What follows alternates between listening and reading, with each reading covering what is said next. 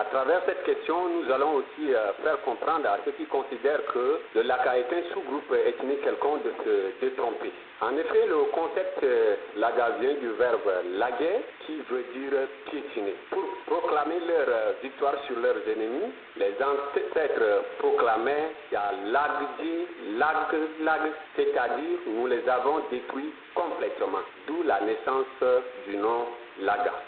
Ce peuple martyr a été victime de changements de nom pendant la balkanisation de l'Afrique en 1885 à Berlin, en Allemagne. C'est ainsi que Bernard Lahn écrivait dans son article publié dans la revue Le Mois en Afrique, écrit en 1979, intitulé « Les populations du sud du Tchad ». Il s'agit dans ce document de faire un sort au Laka, que certains voudraient ériger en un groupe ethnique distinct, parce que ce peuple n'a pas les mêmes cultures que ses voisins Mboum et Fulbe. C'est dans ce contexte que les Mboum avaient donné le surnom Nilaya en Mboum qui veut dire je ne sais pas. Et les Fulbe, quant à eux, avaient donné le nom Payet.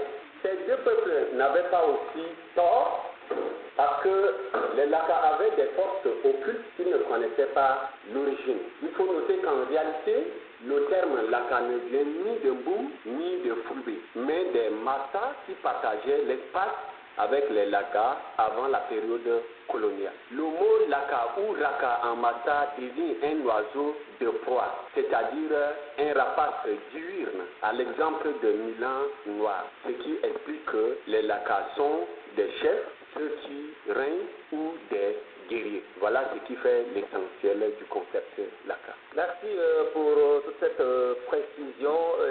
D'où viennent-ils? Il faut dans un premier temps comprendre que toute la race noire est venue d'ailleurs. Comme tout peuple tchadien, les Laka sont venus du Haut-Nil en passant par le Soudan pour venir s'installer premièrement au nord du Cameroun dans la région d'Adamawa. Les Fulbe qui occupaient cette région bien avant, eux les considéraient comme les envahisseurs et leur avaient livré la guerre. C'est ainsi que les uns avaient quitté pour aller s'installer au Nigeria, en RCA et au Tchad. Les autres qui avaient fait face à l'ennemi sont restés au Cameroun jusqu'à nos jours. S'il vous plaît, parlez-nous, la communauté Laka est composée de combien d'ethnies? Bien, la communauté Laka est composée d'une seule ethnie qui est subdivisée en 7 tribus, à savoir Bemour, Boré, Goula, Mangru, Maingao, Mbeur et Pai. Merci. Situez-nous géographiquement la position de la communauté Laka. Bien, parlant de la situation géographique, je peux affirmer librement que les Laka se trouvent au nord du Cameroun, au nord du Nigeria, au nord de la RCA et au sud du Tchad, précisément dans le Grand Logone, c'est-à-dire le Logone oriental et le Logone